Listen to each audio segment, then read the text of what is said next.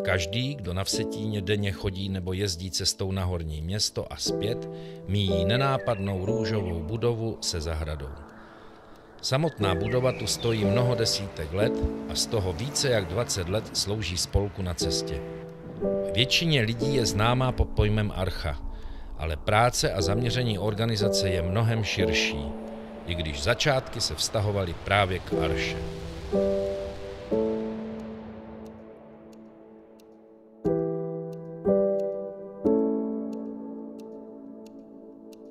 Když jsme naši práci začínali, je to víc jak 20 let, tak jsme začínali pracovat nejdřív s mladými lidmi a ty naše aktivity byly většinou jednorázového charakteru. Takže jsme s tou mládeží dělali různé víkendové pobyty, zážitkové simulační hry ve městě, anebo jsme pořádali nějaký jednorázový festival v parku. V roce 2000 jsme se svým mužem a spolu se 3 přáteli vytvořili takový kroužek, ve kterém jsme se scházeli a bavili jsme se o těch potřebách, které bychom chtěli naplnit. A vlastně v tom stejném roce vzniklo ještě tehdy občanské sdružení Na cestě. To jsme založili a začali jsme pracovat nějak intenzivněji. Na začátku té práce byla jedna taková důležitá myšlenka a touha všech, a to bylo, že chceme mladým lidem dát nějaké místo bezpečí a přijetí, kde by mohli trávit volný čas. A zároveň jsme nějakým přirozeným a tvořivým způsobem jim chtěli zprostředkovat Boží lásku. To proto, protože vlastně zakládající členové té organizace byli všichni křesťané. Ze začátku jsme teda měli hlavně to nadšení, z toho nadšení pramenilo velké nasazení. A říkali jsme si, že potřebujeme vlastně ale nějaké místo. Místo, kde bychom to mohli realizovat, a to jsme neměli. Neměli jsme ani místo, neměli jsme budovu, neměli jsme finanční prostředky. A tak vlastně celá ta práce začala s tím velkým nadšením.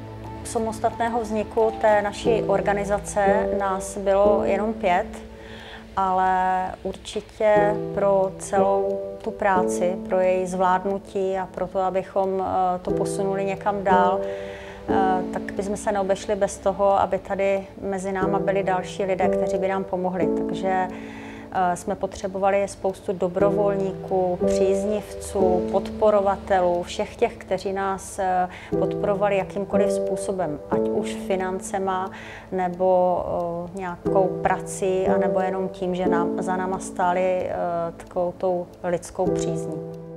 V roce 1997 jsem se bavila se svým známým o tom, co chci dělat dál ve svém životě. Mluvila jsem o tom, že bych se chtěla věnovat mladým lidem, pracovat s mladými lidmi, kteří jsou tak trochu na okraji společnosti. Když mě poslouchal, zeptal se mě, jestli znám Miriam Hurtovou ze Vsetína. Neznala se mi. Dal mi na ní kontakt, já jsem se s Miriam setkala u nich doma v obýváku a začali jsme si povídat o tom, jaké máme sny. Miriam mi říkala o tom, že už 10 let sní o nějakém místě pro mladé lidi, ale ještě nesehnala k sobě nějaké lidi, kteří by s ní tento sen sdíleli. To, co mi povídala, ve mně hodně rezonovalo.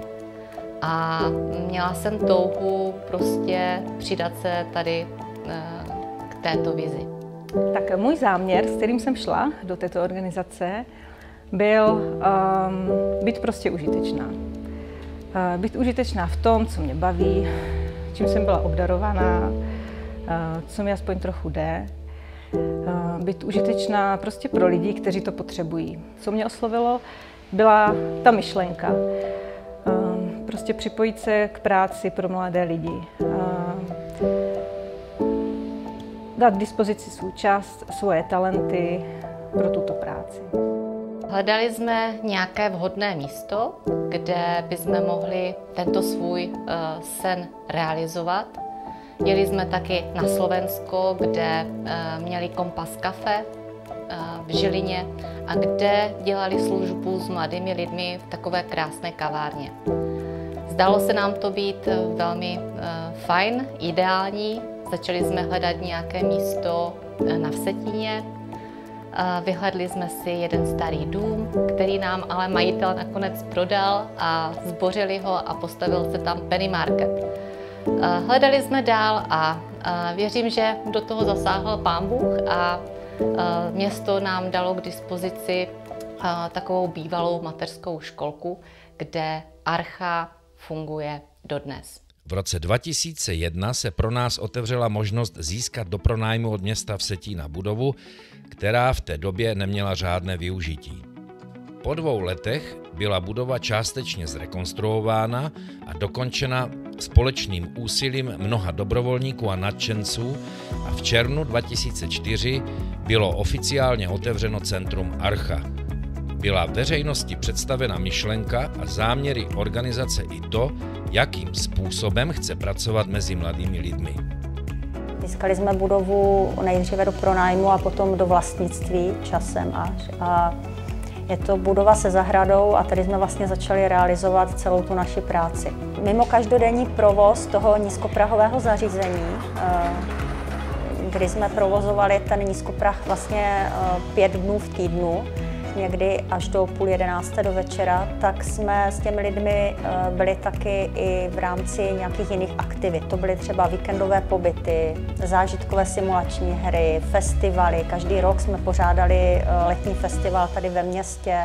Dávali jsme těm mladým lidem příležitost k tomu, aby mohli se vyjádřit, nějakou sebeprezentaci, ukázat, co nacvičili, udělali, vyrobili a dělali jsme koncerty začínajících kapel. Vytvořili jsme tady dole zkušebnu a mladí lidi tady měli zázemí pro to, aby mohli něco vytvořit.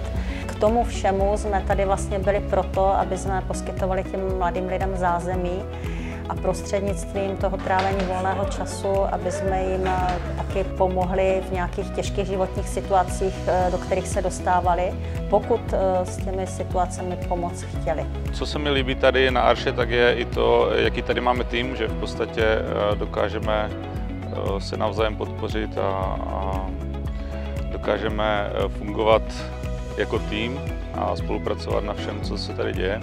Je to super i v tom, že jako kdyby my sami se tím nějak rozvíjíme, učíme se nové věci.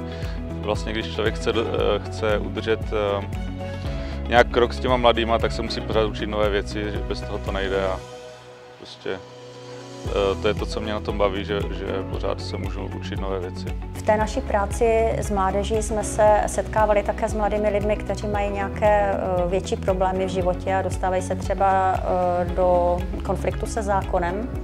A tak jsme vlastně vytvořili nějaký úplně nový probační program pro mladistvé pachatele méně závažných trestných činů.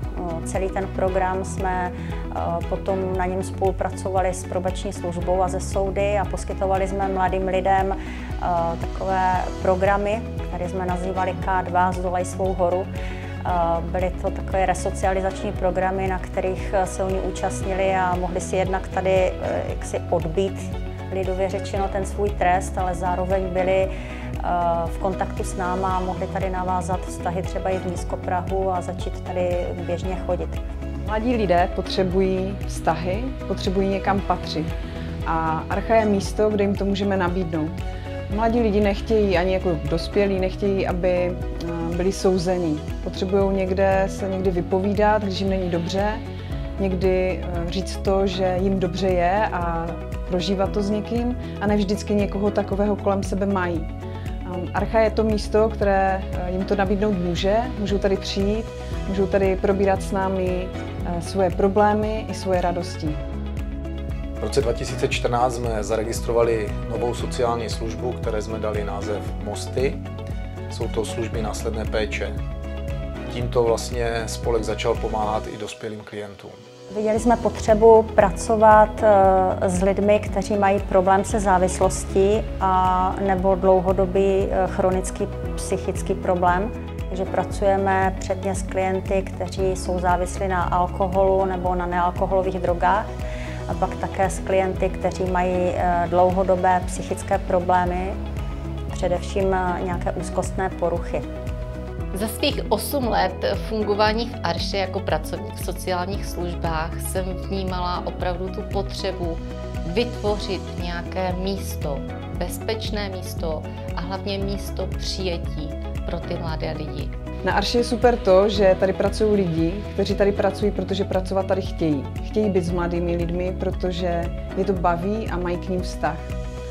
Můžu říct za všechny, že máme tuhle cílovou skupinu moc rádi a rozumíme si s nima. Proto když tady přijdou, můžou si popovídat o všem možném, o čem chtějí. Si myslím, že bylo pro ně důležité, protože tam byl někdo, kdo jim naslouchá, kdo poslouchá jejich trable, ať už prostě ve vztazích, jejich zamilovanosti, nebo i takové těžké věci, co se děly v rodinách. A si myslím, že mladí i dnes potřebují mít vedle sebe nějakou osobu, nějakého člověka, který si na ně najde čas, který se jim bude věnovat. A tohleto Archa splňuje.